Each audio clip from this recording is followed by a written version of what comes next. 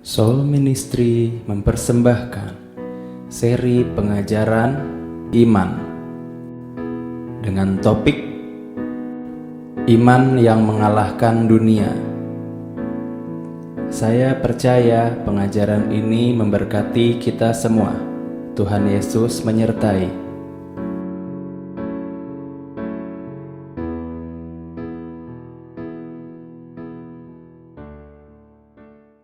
Shalom semuanya. Sebenarnya hari ini saya mau ngajarin soal iman. Karena jujur, terkadang kita tahu kata-kata soal iman, tapi kita bingung cara aplikasinya. Kita sering dengar ya di luaran, orang beriman menjaga kebersihan ya. Bukan? Oh ya, kebersihan sebagian dari iman. Kita bingung, apa hubungannya kebersihan sama iman ya? Sering lihat ya. Jadi kita kadang-kadang bingung soal iman. Kita pikir adalah iman tersebut adalah sesuatu kuasa yang dapat memanifestasikan sesuatu. Akhirnya kita belajar bagaimana caranya menimbulkan iman. Dan kita belajar juga ada satu firman mengatakan iman timbul dari pendengaran. Dan pendengaran akan firman Kristus. Oh, oke. Karena saya bingung soal iman, dan gak ada orang yang bisa menjelaskan soal iman tersebut, dan saya juga gak ngerti iman tersebut, iman datang dari pendengaran. Jadi, kalau saya mendengar, saya memperoleh iman. Hanya cuma mendengarkah? Dikatakan, iman datang dari pendengaran. Pendengaran akan firman Kristus. Ditambahkannya lagi bahwa enggak loh, kamu bukan soal asal mendengar, tetapi mendengar firman Kristus.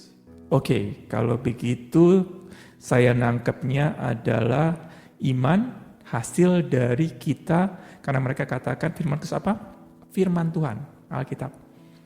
Jadi pada waktu saya membaca Alkitab, pasti timbul iman. Di situ ya, itu saya lakukan. Akhirnya ternyata di dalam perjalanan saya mempelajari seperti ini, ternyata bukan. Ini satu ayat yang kita ambil adalah, maksudnya apa? Seperti iman, hasil dari pendengaran. Pendengaran akan firman Tuhan atau Alkitab. Atau firman Kristus disatakan. Karena Tuhan Yesus tidak hidup sekarang, tidak ada yang berkata-kata, yang ada kalau dikatakan firman Kristus, yang ada di Alkitab. Kita nggak baca novel ya, kita nggak baca yang lain, tapi Alkitab. Dengan kita membaca Alkitab, kita berharap timbul iman. Dulu saya percaya sekali seperti itu. Maka saya membaca Alkitab untuk menimbulkan iman. Ternyata iman tidak terjadi. Yang ada cuma hanya pemahaman Alkitab pada waktu orang bertanya A, B, C, D, saya bisa jawab semuanya. Kenapa tidak terjadi? Waktu kalian punya masalah dalam hidup, kalian takut atau tidak? Kalau kalian takut, kalau kalian khawatir, kalau kalian jatuh dan berteriak kepada Tuhan, Tuhan tolongi saya mau mati, iman tidak terjadi. Banyak seringkali dari kita, pada waktu kita dipenuhi oleh firman, ternyata ketakutan terjadi. Waktu ketakutan terjadi, kita timpakan dengan firman lagi, saya nggak boleh takut. Saya nggak boleh takut, saya harus berani. Kalian lagi menipu diri sendiri loh. Kalian takut, tapi kalian berusaha untuk tidak takut. Tuhan nggak mau seperti itu. Waktu kalian takut, mau nggak kalian mengaku dosa kepada Tuhan? Kenapa kamu takut? Murid-murid Tuhan Yesus pada waktu dia ketakutan di perahu, dia curahkan kepada Tuhan Yesus, Yesus saya mau mati, Yesus tidak peduli dengan saya. Dia mengutarakan bahwa dia takut. Tapi akhirnya Tuhan Yesus bangun, dikatakan kenapa kalian mesti takut? Di mana iman kalian? Artinya yang tadi tuh, ketakutan dengan iman ada hubungannya. Kalau ada iman, kita tidak takut. Tetapi kalau kita tidak punya iman, kita takut. Jadi hasil dari perjalanan hidup kalian, melakukan sesuatu harus dievaluasi. Terjadi iman enggak seperti ini? Kalau tidak terjadi iman, Kalau kita kan saya sudah tahu banyak firman, saya sudah ke gereja, saya sudah lakukan ini, saya sudah lakukan itu, saya sudah mengkontrol emosi saya, kok saya masih takut? Jarang ya. Mereka selalu katakan ketakutan adalah bagian dari hidup. Normal lah kalau saya takut. Atau banyak sekali orang tidak peduli kalau dia takut atau tidak. Karena mereka ketakutan sebagai bagian dari hidup. Normal lah semua orang takut. Salah satu orang yang mengajarkan saya melihat ada yang mereka mempraktekkan hidup, ada cuman baru saya mempelajari, baru saya satu orang. Memang banyak sekali orang-orang di luar sana. Akhirnya saya belajar kepada orang tersebut bagaimana dia untuk tidak takut. Saya baru mengerti ternyata ketakutan dalam hidup kalian dapat menghancurkan iman kalian. Jadi kalian bukan belajar iman. Kalau kalian belajar iman, kalian tidak akan mendapatkan. Tapi kalian harus bisa belajar untuk tidak menjadi takut. Pada waktu kalian tidak menjadi takut, iman timbul. Bagaimana untuk tidak menjadi takut? Kalian harus punya pengharapan. Kalau kalian tidak punya pengharapan, pasti ada ketakutan. Sebagai contoh seperti ini, kalau kalian ke hutan, kalian datang ke sana, dan pasti mati di sana, takut nggak? Takutlah. Tapi kalau ada pengharapan, kembali bisa hidup, kalian akan berani untuk berjalan ke hutan tersebut. Tapi kalau saya pergi ke hutan, pasti mati. Konyol ya. Kalau saya berangkat juga. Kenapa saya berani masuk ke hutan? Karena saya punya pengharapan bisa hidup. Seperti itu. Sama seperti kita. Iman itu timbul dari pendengaran. Pendengaran akan firman Kristus. Itu segala sesuatu mesti dari kalian. Kalau kalian tidak mempunyai keinginan untuk menghasilkan iman tersebut atau dikatakan terserah Tuhan. Yang penting saya sudah dengar firman, urusan iman nanti Tuhan kasih sendiri kepada saya. Nggak bisa. Iman itu kita harus yang mengusahakan. Arti mengusahakan seperti begini. Kalian harus mengevaluasi. Saya pernah ngomong kemarin, iman itu ada identik dengan yang namanya kesulitan atau penderitaan. Kalau misalnya iman tidak ada penderitaan, iman kalian akan semu. Saya akan bisa ngomong bahwa Tuhan Engkau baik. Dengan iman ya, ya dong dengan iman lah. Masa kita nggak ngomong dengan iman, kita katakan Tuhan Engkau baik. Oh, kau yang beriman sekali kepada Tuhan. Yes, karena saya lagi happy. Saya gampang kalian gitu. Tetapi iman itu diuji kapan? Bukan lagi happy. Tapi waktu lagi ada punya masalah di sini. Iman kalian akan diuji. Apakah iman tersebut murni atau cuman hanya semu saja? Oh enggak, saya yakin sekali pada waktu saya berbicara, saya beriman, saya pasti beriman. Enggak. Diuji dari kalian punya hasil. Kalau kalian takut, jadi kok Eki gak pernah takut? Saya takut. Jangan kalian pikir saya juga gak takut, saya takut. Dan saya waktu takut, saya katakan Tuhan saya takut. Tapi saya katakan kepada Tuhan, Tuhan kenapa saya takut juga? Jangan, saya gak boleh takut. Saya gak boleh takut. Saya gak boleh takut. Kalian sudah takut loh, jujur kan? Dengan kalian mengulang-ulang saya gak boleh takut, sebenarnya kamu takut, kalian berusaha untuk menjadi tidak takut. Itu bukan iman. Iman tersebut adalah pada waktu kalian takut, kalian mengaku dosa kepada Tuhan. Tuhan kenapa saya takut menghadapi ini? Masalah saya di mana? Ini kok jadi takut?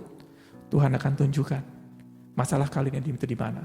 Pada waktu kita melihat source dia punya asal di mana ketakutan tersebut, kalian baru bisa berubah. Naik iman kalian. Sekali lagi, iman kalian hanya bisa diuji dengan penderitaan dan masalah. Tetapi saya katakan bahwa masalah tersebut kalau kalian tidak mengerti handle-nya, tidak mengerti mengatasinya, akan menghancurkan iman kalian. Loh, maksudnya apa kok? Iman saya bisa terlihat dengan ada masalah, dengan ada penderitaan. Tetapi penderitaan tersebut bisa menghancurkan iman tersebut. Yes. Orang Israel waktu keluar dari Mesir, dia semua beriman. Beriman gimana? Waktu Tuhan katakan, aku akan memberikan kamu tanah Kanaan, tanah yang penuh dengan susu dan madu. Beriman gak mereka semua? Mereka semua beriman. Yes, saya mau pergi ke tanah Kanaan. Saya mau rebut tanah Kanaan. Saya pasti dapat tanah Kanaan.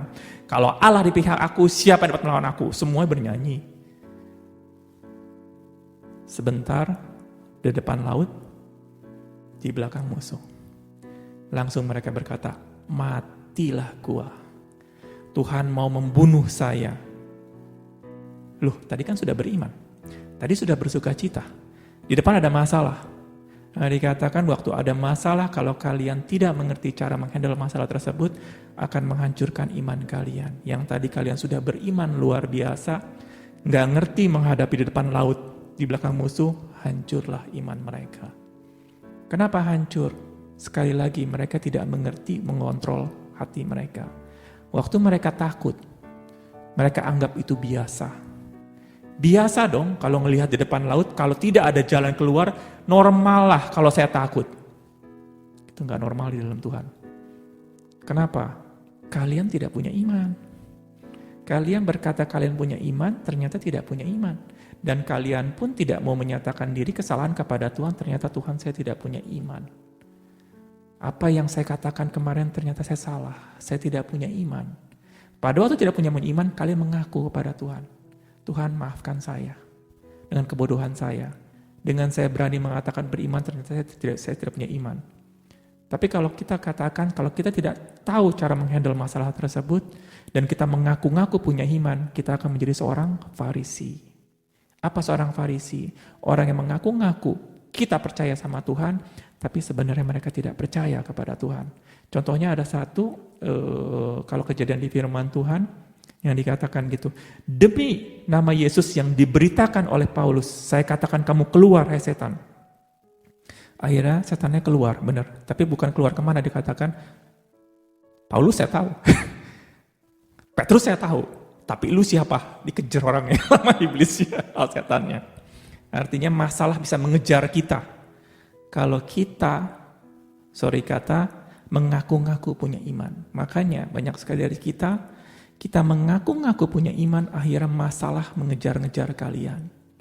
Tapi kalau kalian benar-benar punya iman, masalah tersebut akan berkata, Paulus saya kenal, Petrus saya kenal, saya juga kenal dengan kamu, dan saya mau pergi. Iblisnya kabur. Di situ dia punya ilustrasinya. Sekali lagi, pada waktu kalian punya iman kalian akan diuji oleh masalah dan kesulitan. Tetapi kalau kalian tidak bisa mengerti cara menghandle kesulitan tersebut, masalah dan problem tersebut, kesulitan tersebut akan menghancurkan kalian. Indikator gimana? Sekarang yang pertama adalah ketakutan. Contohnya tadi orang Israel yang keluar, dia takut, selalu takut, dan mereka benar-benar tidak mengerti. Waktu dia takut, enggak, saya enggak takut. Atau kita takut, enggak, kemana kok Hengki ngomong seperti gini, kita harus mesti berani. Kita mesti berani. Kalian sudah takut. Pada waktu kalian sudah takut sekali lagi, kalian mencoba untuk menutupi dengan segala sesuatu. Kalian tidak bisa menutupi ketakutan tersebut tanpa mengatakan kepada Tuhan, Tuhan, kenapa saya takut selama ini?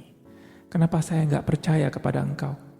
Kenapa saya selalu menyakiti Yesus? Yesus sudah mati, dikatakan kalau Allah memberikan Yesus kepada kita, bagaimana mungkin dia tidak memberikan segala sesuatu? Iya. Kalau Allah sudah memberikan Yesus kepada kita, masa Tuhan gak bereskan masalah ini? Ini masalah kecil bagi Tuhan, kenapa saya takut? Pasti ada something wrong dalam hidup saya. Tuhan, sorry, saya salah. Pada waktu kita mengaku dosa kita kepada Tuhan, Tuhan akan memulihkan hati kita. Nah, dikatakan Tuhan sorry. Kalaupun sampai saya nggak dapat juga, Tuhan saya nggak ada masalah. Itu yang pertama adalah bagaimana kita bagaimana kita mengatasi problem tersebut. Loh, bukankah ini urusan Tuhan? Tidak. Waktu ada problem, bagaimana kita cara menghadapi problem tersebut? Bukan menyelesaikannya. Kalau kita berusaha untuk menyelesaikan semua masalah, berarti kalian takut. Benar ya? Maksudnya apa kok?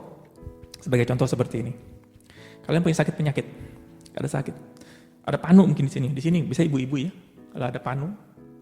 Ibu-ibu paling malu kalau ada panu. Kalau cowok masih agak mendingan ya, tinggal ambil amplas saya sedikit, hilang panunya. Kenapa? Jadi merah. Atau ditonjok jadi biru, panunya hilang. Enggak. Kalau ibu-ibu ada panu sedikit ini pasti akan malu. Jerawat juga malu ya. Bener ya? Kalau ada jerawat langsung dipencet, akhirnya jadi gede, makin malu. Kenapa? Semua rata-rata sama. Pada waktu ada masalah seperti ini, kenapa saya ngomongin panu ya? Saya juga bingung. Gara-gara tereksasi saya juga bingung. Saya lupa lagi saya mau ngomong apa. Oke, gak apa-apa, itu dia punya ini. Tunggu sampai ingat lagi. Jadi itu yang pertama, soal gimana kita cara menghandle masalah tersebut. Yang kedua adalah pada waktu kita ingin cepat-cepat mengatasi masalah tersebut, mau cepat beres, itu tandanya kita nggak punya iman. Kenapa? Kalau kita mau cepat-cepat beres, kenapa saya sudah nggak tahan lagi dengan masalah ini? Biasanya, sekali lagi yang kelihatan sekali, kita ketakutan kalau kita tidak mendapatkan. Benar ya? Saya ibu-ibu, kalau kita dulu yang lagi remaja, kalau lagi pacaran, mungkin ibu-ibu ya, ayo dong cepet nikah dong, kenapa? Takut gitu ya. Kalau cowok, kalau ketemu yang cakep sekali, cewek, perempuan gitu ya, maunya cepet-cepet nikah, kenapa? Takut disambar orang ya, gitu ya. Pengalaman pribadi kok ya? Iya, semuanya sama ya. Kalau kita mengingini sesuatu, pokoknya saya mesti dapat, kalau saya nggak dapat, matilah gua. Tuhan katakan janganlah engkau mengingini. Kenapa dikatakan jangan mengingini? Kalau kalian takut kehilangan sesuatu, kalian akan berusaha untuk gimana caranya. Firman Tuhan, itu yang satu dikatakan, janganlah mengingini ada salah satu perintah Tuhan ya, 10 perintah Allah. Saya juga baru tahu loh, bukan baru tahu maksudnya, terkadang kita selalu melanggar ya, 10 perintah Allah. Kamu pernah melanggar perintah? Oh, saya nggak pernah berzina, saya nggak pernah membunuh, saya nggak pernah menyembah berhala, saya orang super. Tapi salah satu yang dikatakan janganlah kau mengingini, itu termasuk salah satu dari 10 perintah Allah dan jarang sekali diekspos. Yang diekspos adalah jangan berzina, jangan membunuh, jangan mencuri. Sering ya kalau di gereja pendeta, jangan kalian mencuri, jangan kalian mencuri sesuatu dari Tuhan. Semua diekspos, atau berzina, atau membunuh jarang sih ya. Bisa berzina sama mencuri. Tapi kalau mengingini, jarang ya. Karena kenapa? Pendetanya sendiri melakukannya dosanya. Jadi merasa guilty kalau misalnya kita orang yang mengkhotbahkan janganlah mengingini. Kenapa asalnya? Pada waktu kita mengingini dengan luar biasa, terkadang ada ketakutan kalau kita tidak mendapatkan. Benar ya? Kalau misalnya dikatakan bahwa ini ada, biasanya kalau ibu-ibu lagi ke mall, ada diskon 90%. Branded. Wes, apa tuh? Apa sekarang branded apa? LV, tas LV. 95% lah. Tas LV misalnya harga 100 juta, jadi tinggal 5 juta. Langsung gimana? Yes! Saya datang pagian kali ya ke tokonya ya. Ada gak sih orang yang, ibu-ibu kalau ada yang diskon? Banyak kali ya, saya juga ngerti. Kalau ada pergi ke mall, diskon 95%. Langsung berbinar-binar ya. Di rumah. Besok jam 8 pagi toko buka, diskon 9%. Kita jam 5 pagi udah nongkrong di situ. Kenapa? Untuk mendapatkan mengingini.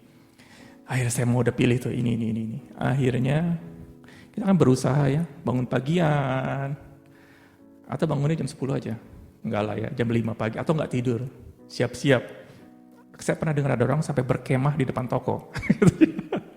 Bener ya, berkemah ya? Benar, ada orang yang di Amerika yang dia mau beli iPhone pertama kali keluar, dia mau duluan, dia berkemah. Mungkin bukannya hari Senin, hari Sabtu dia sudah berkemah. Weekend ya, kan tempat-tempatnya tutup bagaimana. Mereka mengingini, kenapa? Kalau nggak dapat, saya nggak mau kalau saya nggak dapat. Saya takut kalau saya nggak dapat. Saya akan berbuat segala sesuatu untuk mendapatkannya. Kelihatan nggak? Dikatakan, saya takut, saya tidak mendapatkannya. Enggak, saya nggak takut. Saya cuma asal ngomong doang. Jadi kalau kamu nggak dapat, saat itu kira-kira kamu kecewa nggak? Kecewa lah kok, kalau nggak dapet saya sudah dari toko buka hari Senin, saya hari Sabtu saya sudah nginep. Kalau nggak dapet, kecewa nggak? Kecewa. Waktu kecil kenapa kamu kecewa? Makanya saya nginep 2 hari sebelum toko dibuka, saya takut tidak mendapatkannya. Tapi kita udah tahu, kalau kita punya rasa takut, kita nggak pernah ngecek. Kita nggak pernah berkata, kenapa kamu takut tidak mendapatinya? Karena hari Senin. Nanti saya nggak dapat. Kenapa? Lagi murah. Barang 100 juta, jadi tinggal 5 juta. Kenapa? Saya mesti dapat. Maka saya takut nggak dapat. Tuhan katakan, kalau harganya 200 juta, apa Tuhan nggak bisa belikan? Nggak bisa. Kalau kesembuhan, orang mati dibangkitkan, Tuhan bisa. Tapi kalau LV dari 100 jadi 5 juta, Tuhan nggak bisa buat. Benar. Kenapa? Yang tadi saya katakan bahwa kita takut tidak mendapatkannya, makanya kita katakan saya harus berbuat segala sesuatu untuk bisa mendapatkannya. Bukan keinginan untuk mendapatkannya yang Tuhan salah. Kamu takut. Saya ingat ada satu kejadian dalam hidup saya. Saya pernah punya rumah. Saat itu waktu istri saya tanya sama saya, "Say, kapan kita nikah?" Karena saya sudah terlanjur, saya katakan seperti begini, tunggu kita punya rumah ya. Akhirnya ya sudah, istri saya berdoa punya rumah, saya nggak berdoa. Biasa laki-laki gitu ya. Kalau dia tanya nikah, tunggu punya rumah, istrinya akan berdoa, saya mau punya rumah, biar suami, biar laki-laki ini menikahi saya. Laki-lakinya tambah beban, perempuan beban setiap hari berdoa ya. Akhirnya puji Tuhan, Tuhan mengabulkan doa perempuan ini, akhirnya punya rumah. Mau gak mau saya menikahi gara-gara sudah dapat rumah. Tetapi saat itu saya nggak ada punya kemampuan. Kenapa saya ngomong seperti itu? Karena saya nggak punya kemampuan untuk beli rumah. Saya punya hutang banyak. Terus saya ini seorang guru les anak kecil. Dan gajinya pun gak seberapa. Waktu ditanya maksudnya mau beli rumah, saya juga bingung. Buat ngontrak aja kadang-kadang pas jatuh tempo baru Tuhan sediakan. Kita masih saya ngontrak mau cari yang paling murah di ujung-ujung. Waktu saya bilang punya rumah, bayangan saya rumah di ujung-ujung, di Poris ke ujung sekali, paling cuma 100 atau 200 juta punya rumah. Akhirnya tapi Tuhan bikin mujizat. Tuhan bisa berikan kepada Aling ya, karena itu doanya Aling. Akhirnya rumah yang di luar kemampuan saya. Saya buka harganya aja lah 700 juta. Itu di luar kemampuan saya. Kredit aja di luar kemampuan, karena kita nggak tahu bisa kredit bagaimana, tapi Tuhan bisa bikin mujizat, kita bisa kredit. Dan lebih luar biasa lagi, rumah tersebut nggak perlu bayar DP ke bank. Aneh bin ajaib ya, siapa dari sini kalau beli rumah bisa nggak ada DP? Bank loh, bukannya developer. Kalau developer ada ya nyicil, tapi kalau bank nggak mungkin. Kalau kalian beli rumah tanpa DP, ada nggak sih? Nggak mungkin ya, bisa DP berarti 30% atau gimana ya, DP-nya pasti ada. Bank nggak mungkin rugi, kenapa? Kalau nggak dibayar, kalau sampai nggak dibayar, siapa yang mau nanggung? Nggak ada, gitu loh. Tapi saat itu saya bisa, Tuhan buat beli rumah tanpa DP, lewat bank. Dia bilang yang dia punya bagian marketingnya, dia bilang bingung. Pertama kali saya ketemu, ini orang beli rumah tapi bisa tanpa DP oleh bank. Tuhan mujizat seperti rumahnya bisa murah sekali segitu. 700 juta, nggak tahu itu DP apa enggak, kayaknya saya nggak ngerti urusannya waktu itu. Dan apa yang terjadi, rumah tersebut akhirnya naik 3 kali lipat menjadi 2,1, tapi mesti dijual. Saat itu, waktu dijual, yang 700 juta aja saya nggak mampu nyicil uang, apalagi 2,1. 700 juta aja saya empot-empotan nyicil, apalagi 2,1 nanti. Dan saya mesti jual. Istri saya saat itu nggak rela untuk dijual, karena kenapa? Nanti nggak bisa kebeli lagi. Saat itu mungkin ya akhirnya kita ngaku dosa, akhirnya kita relakan, dan kita katakan bahwa Tuhan, saya nggak tahu kalau bisa kebeli atau tidak. Saya bilang, Tuhan, Tuhan adalah Allah yang luar biasa. Walaupun rumah itu akan naik 10 kali lipat, saya nggak peduli. Tuhan bisa buat. Akhirnya saya relakan, rumah itu laku 2,1 dan akhirnya kita berusaha, duit habis. Duit habis saat itu. Satu usaha yang bisa dikatakan gagal, duit habis, bisa kebeli lagi nggak rumah tersebut? Kita nggak punya pengharapan, tapi kita nggak goncang-goncang surga. Tuhan, kapan saya dapat rumah lagi? Enggak. Dan kita katakan bahwa Tuhan bisa buat apapun juga. Dan saya percaya kepada Tuhan, walaupun rumah itu naik 10 kali lipat, nggak ada masalah. Walaupun tas LV itu harga 1M, nggak ada diskon, nggak ada masalah. Karena Tuhan bisa belikan. Dan apa yang terjadi? Iman sesuai dengan perbuatan. Jadi kalau misalnya saya beli barang, saya waktu itu saya udah nggak mau nyicil lagi. Ada cicilan misalnya tanpa bunga, saya nggak ambil, saya bayar kontan. Saya bayar nyicil dong, tanpa bunga. Kenapa saya bayar kontan? Kenapa? Saya nggak ada masalah. Tuhan bisa buat, bisa beli apapun juga dengan kemampuan Dia.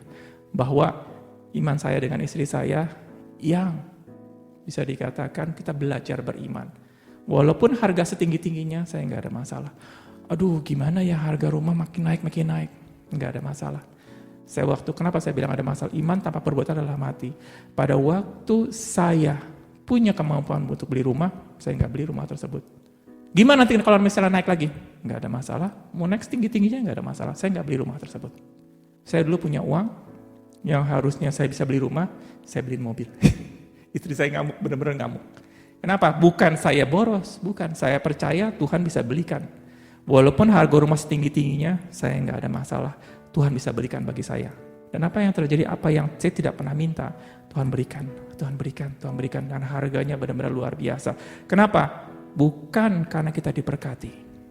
Bukan. Tapi iman kamu di mana? Iman tanpa perbuatan adalah mati. Iman ada identik dengan tadi rasa takut. Sama identik dengan namanya, kamu rela kehilangan enggak? Kamu rela kehilangan untuk tidak mendapatkan rumah. Saat itu saya benar-benar, saya hilang ya rumah tersebut. Karena harga rumah 700 juta, sekarang naik ke 2,1, 700 juta aja saya empot-empotan nyicil.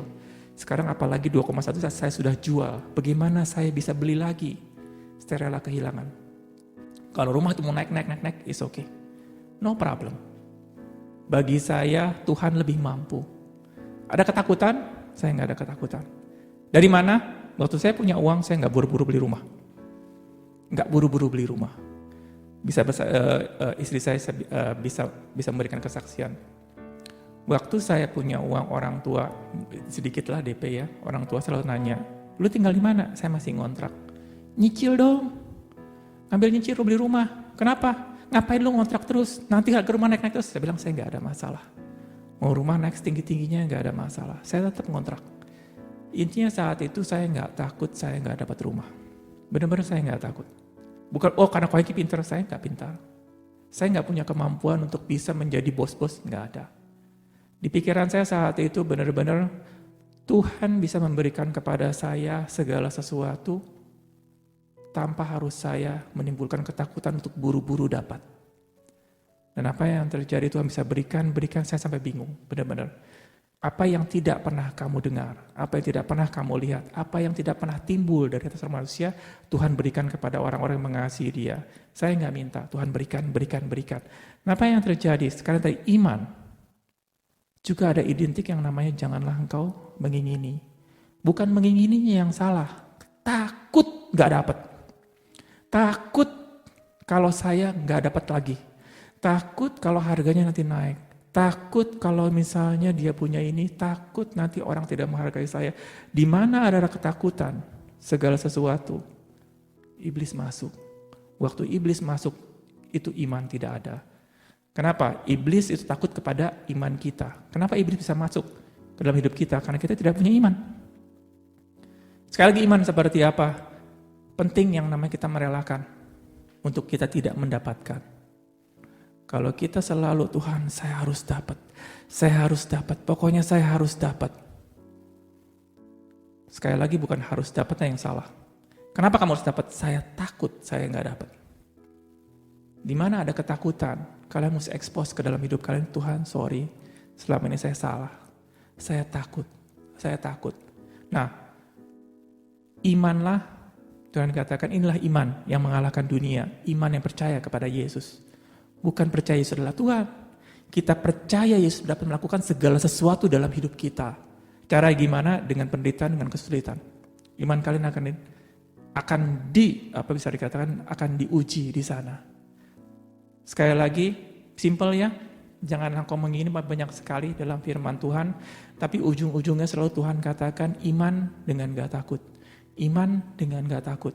Selalu waktu Tuhan berkata kepada Yosua, biarlah kamu mempunyai iman kepada aku. Tandanya gimana Tuhan saya punya iman kepada Tuhan? Bukan dikatakan, Tuhan katakan renungkanlah firmanku siang dan malam. Yes, itu bagus. Kita merenungkan. Tetapi Tuhan katakan janganlah engkau takut.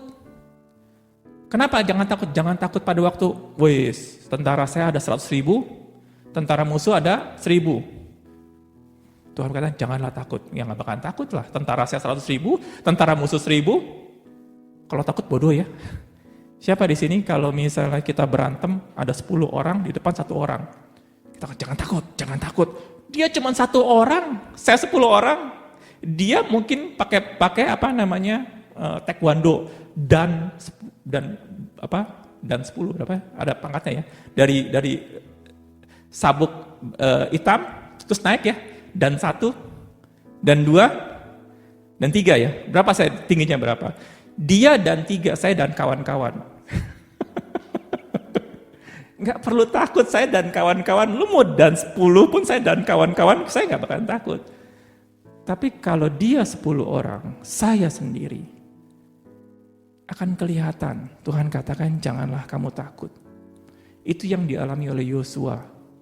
Dia melihat begitu masalah begitu besar di depan, bahwa Yosua tidak punya pengalaman, musuh temboknya begitu besar dengan segala peralatan yang canggih-canggih. Tuhan katakan janganlah engkau takut. Pertama kali Tuhan katakan teguhkan hatimu, jangan kau takut. Penting sekali dari kita untuk katakan Tuhan, kalau kita takut, kita katakan Tuhan kenapa saya takut. Tapi berusaha dalam hidup kita untuk kita enggak takut. Sekali lagi di situ. Dan kedua adalah ingat, hidup kita banyak hancur gara-gara kita seling mengingini sesuatu. Kenapa mengingini? Karena iblis masuknya dari sana. Pada waktu kita mengingini segala sesuatu di dunia ini, timbul rasa ketakutan kalau kita tidak mendapatkannya. Dari ujung-ujung, dari soal eksternal, soal pakaian, soal perumahan, soal makanan yang luar, dan lebih-lebih lagi soal penyakit di dalam. Kita kadang-kadang akan diuji dengan masalah, mungkin masalah luar, masalah internal. Tapi kalau kita katakan bahwa, kayak Paulus katakan, Paulus benar-benar nggak bisa dicobai oleh iblis. Karena kenapa?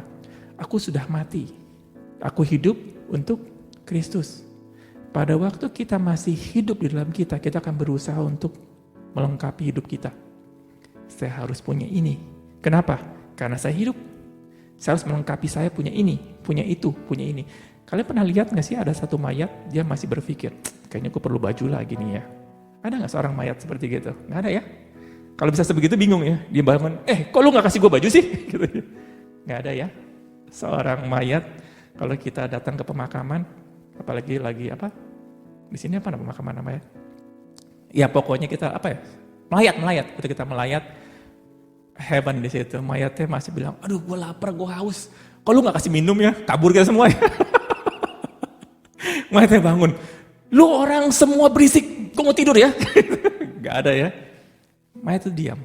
Dia gak butuh segala sesuatu. Dia gak butuh pakaian, dia gak butuh makanan, dia gak butuh tempat tinggal. Dan kita dikatakan kita sudah mati. Kita tidak pernah belajar untuk menjadi mati di dalam Tuhan. Kita masih mau melengkapi segala sesuatu dalam hidup kita. Dan apa yang terjadi? Tuhan katakan kamu membutuhkan di dunia ini. Tapi bukan berarti saya harus dapat. Saya harus dapat. Kenapa? Kalau saya nggak dapat, saya malu. Malu juga termasuk dari takut ya. Dikatakan takut dihina sebenarnya. Bukannya takut malu, tapi takut dihina oleh orang. Biasanya kalau orang-orang pergi ke reuni, saya dulu lagi gak punya apa-apa, lagi jatuh, waktu teman-teman kata, yuk kita kumpul yuk, kita ngobrol-ngobrol segala macam, saya takut. Kenapa? Karena akan ditanya, kamu sekarang gimana? Oh sekarang saya lagi jatuh. Bukan takutnya, malu. Takut dihina, takut apa kata orang, oh kamu lagi jatuh. Rasa takut tersebut, rasa takut ini benar-benar banyak sekali dalam hidup kita. Kalau kita nggak sadar, kita memakai permintaan kepada Tuhan untuk menutupi ego kita. Kalau Tuhan katakan bahwa, kalau kita katakan kepada Tuhan, kalau saya nggak mendapati, kalau saya tidak mendapati, emang kenapa? Saya nggak ada masalah. Udah bagus Tuhan mau menolong saya. Sudah bagus Tuhan mau menerima saya. Kalian sudah mati di dalam Kristus. Pada waktu kalian sudah mati dalam Kristus, iblis bingung. Kenapa? Dia mau menguasai pakaian kalian. Lu mau ambil silahkan. Akhirnya iblis menguasai tempat tinggal dia. Lu mau ambil silahkan. Dia mau menguasai makanan. Lu ambil silahkan. Dia bingung apalagi dikuasai. Waktu dia tidak tahu mau mengambil apapun lagi dalam hidup kalian, dia akan pergi. Karena dia adalah pribadi yang rakus. Dia ingin mengambil sesuatu dalam hidup kalian. Tapi kalau kalian sudah gak punya lagi apapun lagi, dia akan cari orang lain yang punya sesuatu. Waktu kita katakan saya sudah gak punya apa-apa lagi, iblis akan meninggalkan kita. Pada waktu iblis meninggalkan kita, itu yang luar biasa. Kenapa? Kehidupan kalian dihancurkan karena ada iblis yang datang sering mengambil. Karena kalian merasa mempunyai sesuatu. Tapi kalau katakan saya sudah nggak punya segala sesuatu. Hidup ini adalah Tuhan yang punya. Kita katakan bahwa saya sudah mati di dalam Tuhan. Tuhan mau suruh jalan ke kiri, ke kanan, is okay. Disitulah yang bisa dikatakan kalian akan bercahaya. Dan apa yang tidak pernah didengar oleh telinga, apa yang tidak pernah dilihat oleh mata, apa yang tidak pernah timbul dari seorang manusia, Tuhan berikan kepada orang-orang yang mengasihi dia. Enggak secara automatically. Jangan kalian lihat bahwa ini ada firman, yes, Tuhan akan berikan ini semua. Kita kemarin sudah belajar hari Selasa ya. Tuhan bukan Tuhan ini termanifestasi bukan gara-gara kalian punya status karena kalian meminta. Enggak. Kita sudah belajar hari Selasa. Begitu banyak orang Israel, statusnya luar biasa daripada kita, tapi mereka semua enggak mendapatkan. Yang mendapatkan adalah orang di luar, yaitu janda miskin di Sarfat, di Sidon. Orang Israel semua sakit kusta. Banyak sekali orang sakit kusta di zaman Elisa. Tapi Tuhan menyembuhkan Naaman. Kenapa? Tuhan hanya bisa meresponi kita. Ada firman yang bagus banget dikatakan. Orang yang mendua hatinya, jangan harap. Keras ya? Keras ya? Kenapa dikatakan kalau orang mendua hatinya, gini, kalau ada orang mengatakan gini, siapa lu? Maka dikatakan bahwa jangan harap gue kasih lu apa-apa. Keras loh. Kalau kita sudah digituin sama orang, tersinggung gak sih? Tersinggung ya? Ini Tuhan yang ngomong. Orang yang mendua hatinya, mungkin kita angkat gitu. Jangan harap dia mendapatkan apa-apa dari Tuhan. Ada katakan jangan mengharap ya. Apa gak ada itu? Apa saya nambahin? Ya, dikatakan hendaklah ia memintanya dalam iman dan sama sekali jangan bimbang. Sebab orang yang bimbang sama dengan gelombang laut yang diombang-ambingkan kian kemari oleh angin. Next, orang yang demikian janganlah mengira bahwa ia akan menerima sesuatu dari Tuhan. Keras ya? Kata-kata saya lebih kasar ya. Jangan harap. Janganlah mengira. Mengira itu janganlah berharap. Jangan harap. Orang yang demikian janganlah mengira bahwa ia akan menerima sesuatu dari Tuhan. Berarti saya comot sana. Orang yang mendua hatinya tidak akan tenang dalam hidupnya. Salah satu ya, takut ya. Ada takut, ada ketakutan, biasanya tidak tenang. Sekali lagi di sini bahwa kalian meminta kepada Tuhan, kalian mesti cek. Mungkin buka lagi dua ayat sebelumnya dalam hal meminta. Hendaklah ia memintanya dalam iman. Artinya waktu kita meminta kepada Tuhan, dikatakan meminta dari dalam iman. Dan sama sekali jangan bimbang, sebab orang yang bimbang sama dengan gelombang laut yang diombang-ambingkan kian kemari oleh angin. Next, orang yang demikian janganlah mengira bahwa ia akan menerima sesuatu dari Tuhan.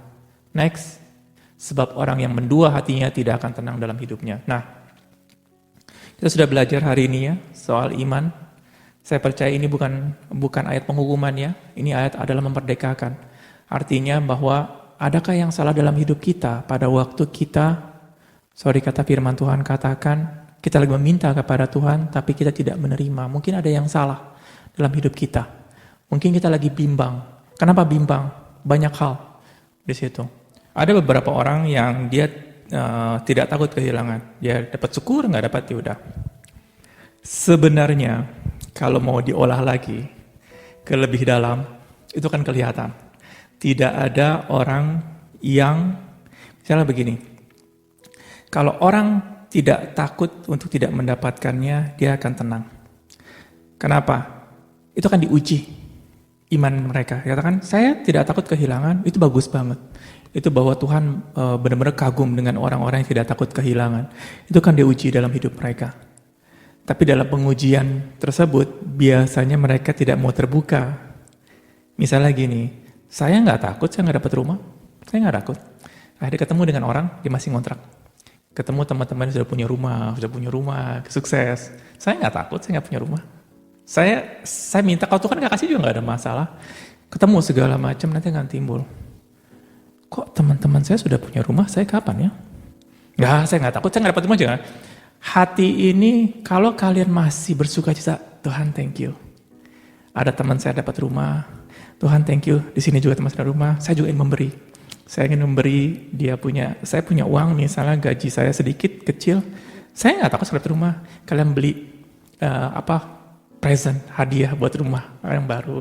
Kalian berikan kursi, segala macam. Mau nggak kalian berikan seperti itu? Biasanya nggak mau, saya juga nggak dapat. Saya tunggu saya dapat dulu, baru saya berikan. Enggak. Kita punya ucapan akan diuji dari perbuatan. Tapi kalau kita rela, benar-benar bahwa saya nggak ada masalah, kita memberkati orang lain. Bisa dikatakan, Tuhan thank you untuk orang-orang di sini. Dia punya banyak rumah yang bagus. Tuhan thank you, dia punya pelayanan yang luar biasa. Tuhan bagus. Apalagi kalau kita lagi sakit ya. Kita lagi sakit bisa kelihatan. Saya nggak ada masalah kalau saya nggak dapat kesembuhan juga. Lihat, ada yang sakit sama penyakitnya, tiba-tiba dia sembuh. Tiba-tiba dia sembuh. Kok saya nggak sembuh ya? Pasti ada keluar pertanyaan seperti itu. Tapi kalau kita tetap memberkati, Tuhan thank you buat orang sembuh. Mungkin orang tersebut membutuhkan. Tuhan thank you. Pada waktu kita memberkati orang lain terus-menerus, itu akan kelihatan dalam hidup mereka bahwa saya nggak ada masalah kalau saya nggak mendapatkan. Di situ itu baru benar. Jadi bukan perkataannya bahwa saya nggak ada masalah, saya nggak dapat nggak saya? Bukan. Iman tersebut tidak ada berhubungan dengan perkataan. Iman tersebut akan berhubungan dengan tindakan. Dan tindakan tersebut adalah pada waktu kita tidak mendapatkan, orang lain mendapatkan, kita bersukacita bagi orang lain. Dan bukan hanya bersukacita, kita mau memberkati mereka. Yusuf luar biasa. Yusuf sebenarnya nggak perlu memberkati Firaun. Firaun sudah kaya. Harusnya Firaun yang memberkati Yusuf. Kenapa? Saya ini budak. Harusnya begini dan begitu. Enggak. Yusuf tetap memberkati Firaun. Karena kenapa? Dia nggak ada masalah, dia nggak punya rumah. Dia sampai dikatakan dia nggak masalah kalau posisi dia tetap budak. Sampai dia mati masih tetap budak loh. Dalam firman Tuhan dia nggak tertulis bahwa dia menjadi bangsawan. Enggak. Dia masih pegawainya Firaun. Walaupun tangan kanan, tetap dia masih budak. Kenapa dia bilang seperti itu? Dia mau kemana-mana, dia mesti ngomong. Kalau saya mesti sampai terakhir kali pun dia nggak mau meminta apapun kepada Firaun. Yang seharusnya apapun yang diminta oleh Yusuf pasti dikasih sama Firaun. Dia masih mengatakan bahwa saya ini budak. Itu yang luar biasa, saya nggak ada masalah kalau saya tidak dibebaskan. Sudah bagus saya tidak dipenjara lagi, saya masih bisa makan, menghidup udah luar. Itu yang dilakukan. Sekali lagi perkataan akan diuji oleh perbuatan. Dan diujinya itu, jangan pakai standar kita, pakai standarnya Tuhan. Yang tadi yang saya katakan, pada waktu orang mendapatkan apa yang kamu harapkan, mau gak kita bersuka cita? Pada waktu kita bersuka cita, Tuhan akan melihat iman kita. Gak dapat juga gak ada masalah. Nah, waktu cemburu. Kenapa kamu cemburu? kan kamu nggak ada masalah gitu kan, kelihatan. Mungkin itu kali sedikit ya. Bukan nuduh ya, bukan seperti ini, kita cuma hanya kita mau melihat bahwa ini kehidupan yang Tuhan mau dalam hidup kita. Bahwa sebenarnya Tuhan mau memberikan kepada kita, dikatakan bahwa kalau Allah memberikan Yesus kepada kita, bagaimana mungkin Dia tidak memberikan kita segala sesuatu. Tetapi bukan kita, oke, karena saya tahu firman seperti begini, saya mau mendapatkan segala sesuatu. Bukan. Pada waktu seperti itu kita memanipulasi firman untuk mendapatkan sesuatu daripada Tuhan. Dikatakan gini, apa yang kita dapat di dunia ini semuanya adalah grace, kasih karunia daripada. Apa sih kasih karunia?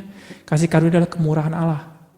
Tetapi kalau kita katakan, Tuhan, saya harus dapat rumah ini, kenapa? Saya harus berbuat ini. Setelah saya berbuat ini, saya dapatkan rumah. Itu bukan kemurahan Tuhan, itu adalah kewajiban Tuhan. Itu adalah upah saya. Karena saya melakukan A, Tuhan memberikan B, itu upah.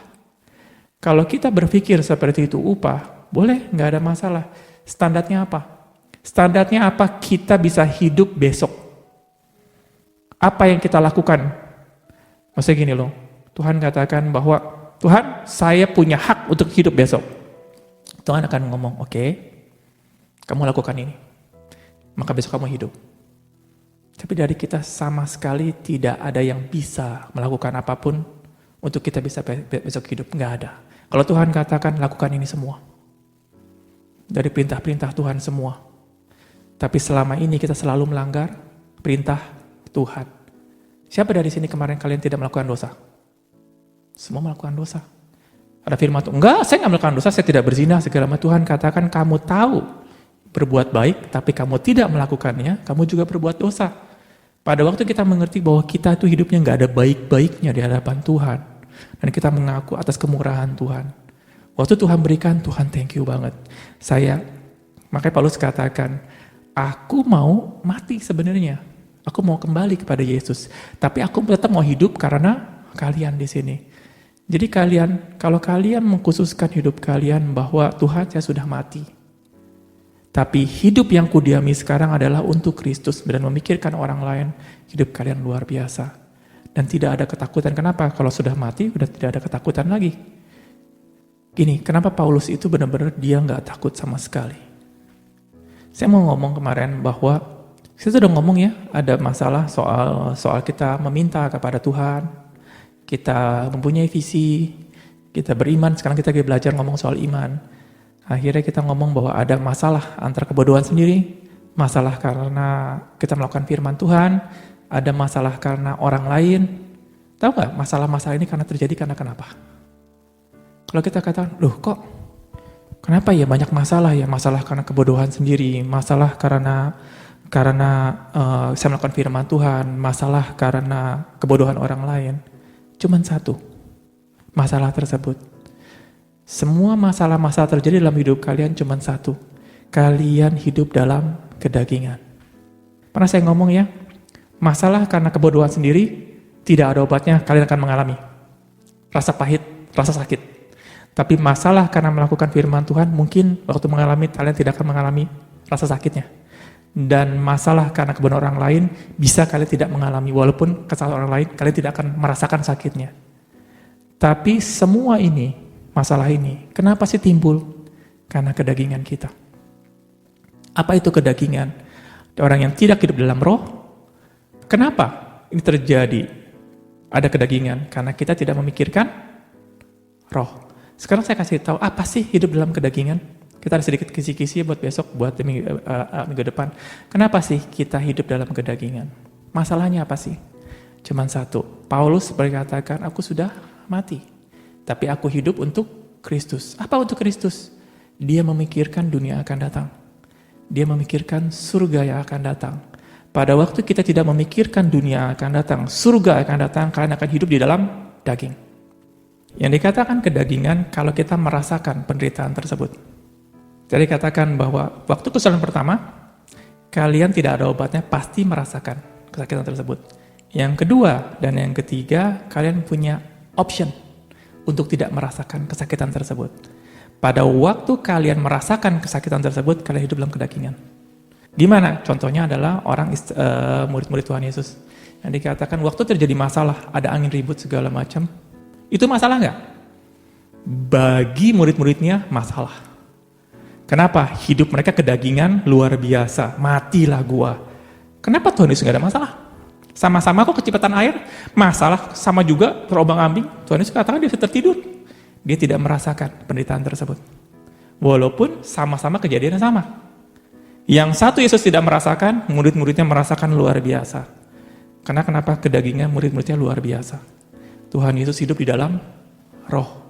Dia memikirkan kerajaan surga, dia memikirkan dunia, karena Tuhan katakan, kalau aku sudah sampai ke sana, aku akan sampai. Nggak peduli apapun juga. Dia dengan tenang menjalani. Dan dia tidak merasakan kesulitan tersebut. Walaupun orang lain katakan, kita hampir mati nih. Enggak tuh. Sebagai contoh saya kasih lihat, saya dulu pernah pergi ke Sukabumi. Saya orang-orang katakan bahwa kayaknya jatuh hidupnya. Dulu tinggal di rumah gedongan, sekarang tinggal di rumah gubuk. Saya nggak merasakan. Waktu orang lain, rumah jelek banget, saya nggak merasakan itu jelek. Saya merasakan itu rumah itu bagus banget, walaupun orang katakan jelek banget. Saya mengatakan, kalau Tuhan suruh saya ke Sukabumi, saya akan kembali ke Jakarta lagi. Nggak ada masalah saya mau tinggal di mana. Saya nggak merasakan masalah problem tersebut. Di situ, bagi orang lain itu problem, bagi saya nggak ada problem. Saya nggak merasakan problem tersebut. Bisa nggak seperti itu? Bisa. Bisa.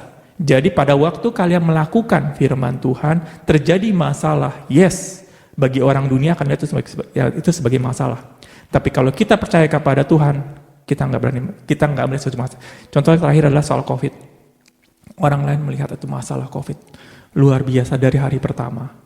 Dari hari pertama, mungkin sini ada yang bersaksi ya. Dari hari pertama saya katakan kalau Tuhan suruh saya ke sana, saya akan kembali. Dan apa yang terjadi? Orang takut keluar. Takut bertemu dengan orang lain, saya nggak ada masalah. Kejadiannya sama loh, sama-sama menghadapi masalah, tapi saya nggak menghadapi. Saya tidak merasakan problem tersebut. Mungkin itu salah satu contohnya. Nangkep nggak sedikit? Nah, kenapa kita mau seperti itu? Kalian akan memperoleh problem, tapi di sini sama-sama punya iman. Orang-orang berkata punya iman, ini punya iman. Tetapi iman tersebut akan diuji pada waktu kalian punya masalah. Pada waktu kalian punya problem, tapi kalau kalian nggak ngerti cara handle problem tersebut, iman kalian akan hancur. Kalau kalian penuh dengan kedagingan kalian, waktu menghadapi masalah tersebut, iman kalian pasti hancur. Kalau hidup di dalam daging. Kenapa seperti itu? Firman Tuhan tadi katakan ya, orang yang bukan orang daging, sebab mereka yang hidup menurut daging memikirkan hal-hal dari daging. Mungkin ada yang dikatakan bahwa yang daging akhirnya kehancuran. Nah, keinginan daging maut atau kehancuran. Kalian rela di dalam satu masalah tersebut mengentertain kedagingan kalian. Iya ya, gue mau mati, iya gue hancur. Ujungnya maut, ujungnya adalah kehancuran.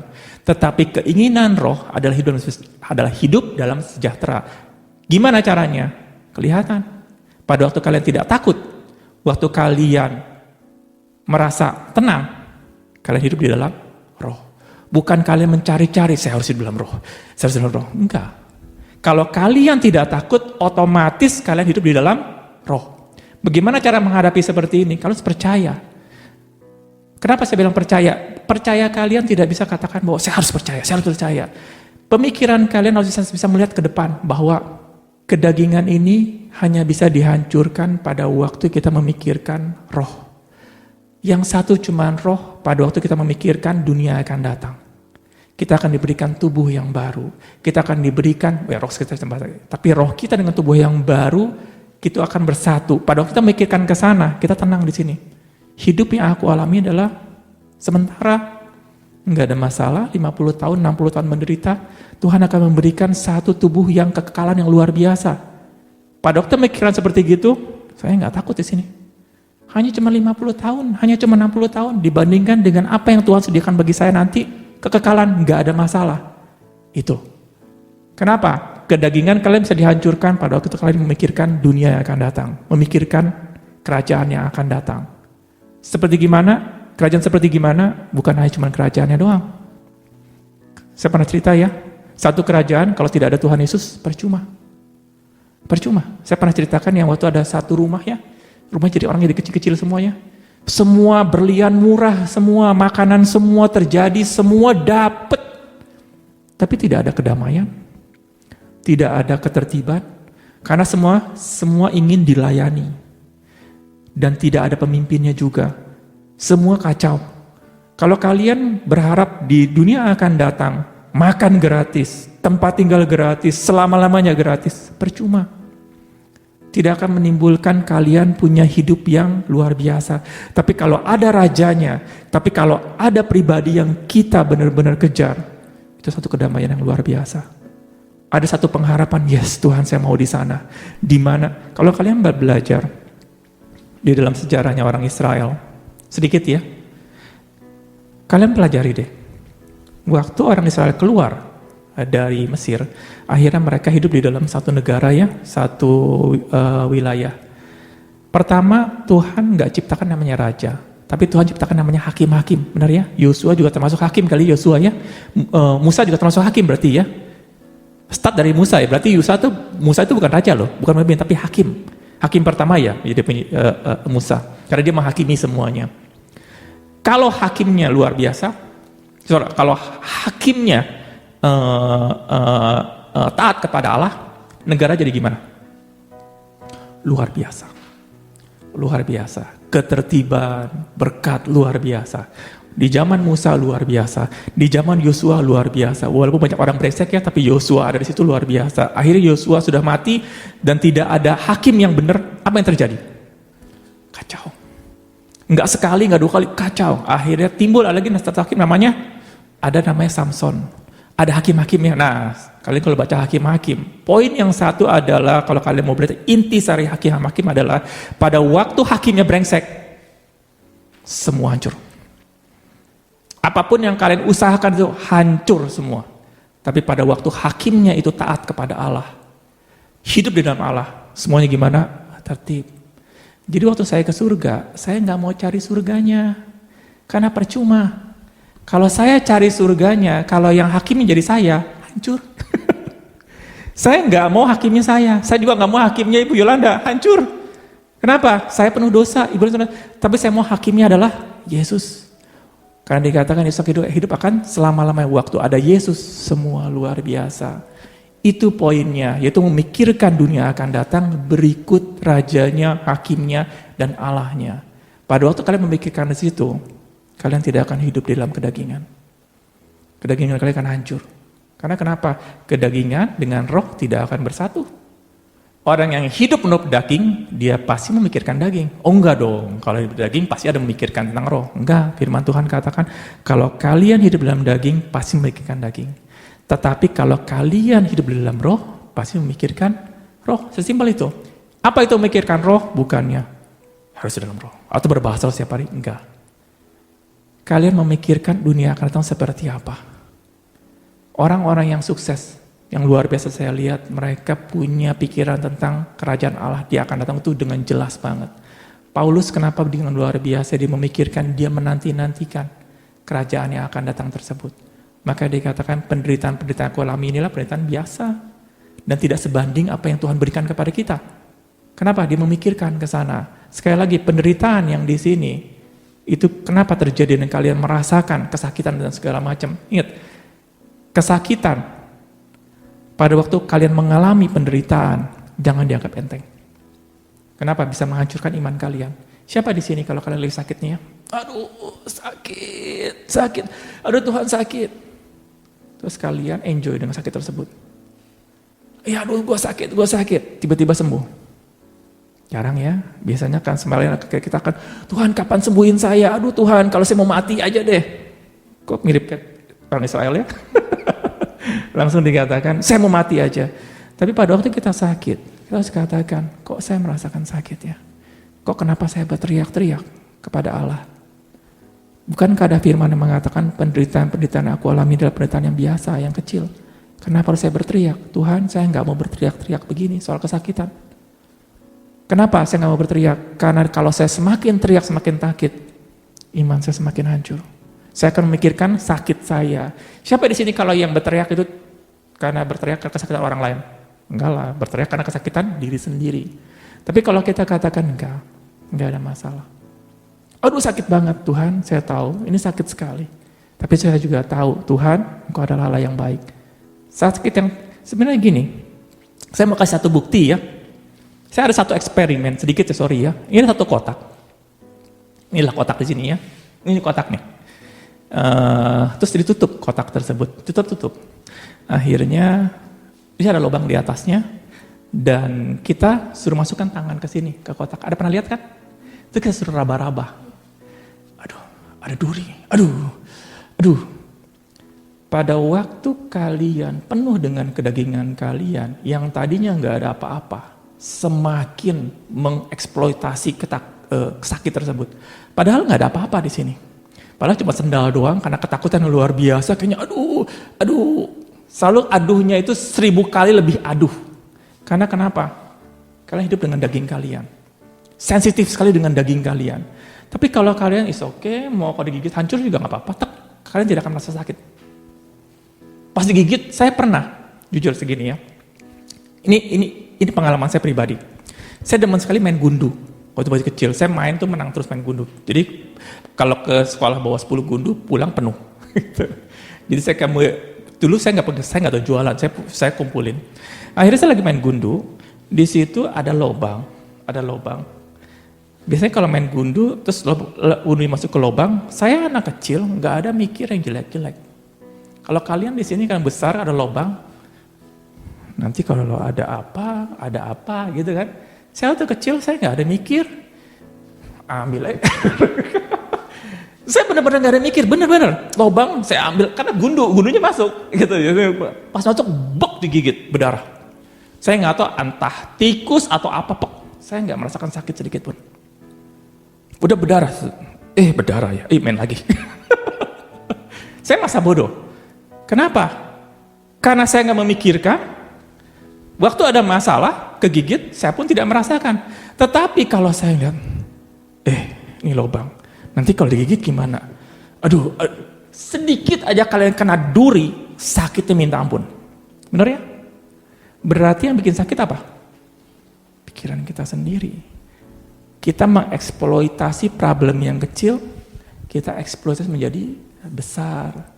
Di situ. Saya ngomong ini bukan kita harus mengignore kesakitan, enggak. Saya buktikan yang tadi, bahwa saya nggak tahu, waktu berdarah, anak kecil, saya kelas 3 SD, saya nggak tahu, nangis, enggak. Saya cuma, berdarah, main lagi. Saya nggak sakitan, kalau sekarang, pasti aduh berdarah, tesoplas, ini kena rabies nih, kita ke dokter suntik nih, nanti takut rabies. Pikirannya aneh-aneh semua. Kenapa? Karena kita sudah terbiasa dengan dunia. Dan saya katakan bahwa ini bukan positive thinking ya, bukan new age yang kita menekan perasaan supaya menjadi robot, enggak. Kalau kalian mempunyai pengharapan yang besar kepada Allah di dunia akan datang, bahwa saya ingin meninggalkan tubuh celaka ini, saya ingin mengenakan tubuh Kristus yang baru. Kalian akan meninggalkan segala sesuatu dan kalian tidak akan peduli. Hidup saya sudah mati dan saya hidup untuk Tuhan. Apa yang terjadi waktu kita memikirkan seperti itu, problem demi problem kalian tidak akan rasakan. Dan apa yang terjadi di situ, apa yang tidak pernah dilihat oleh mata, apa yang tidak pernah didengar oleh telinga, apa yang tidak pernah timbul dari hati seorang manusia, Tuhan berikan pada orang-orang yang mengasihi Dia. Di situ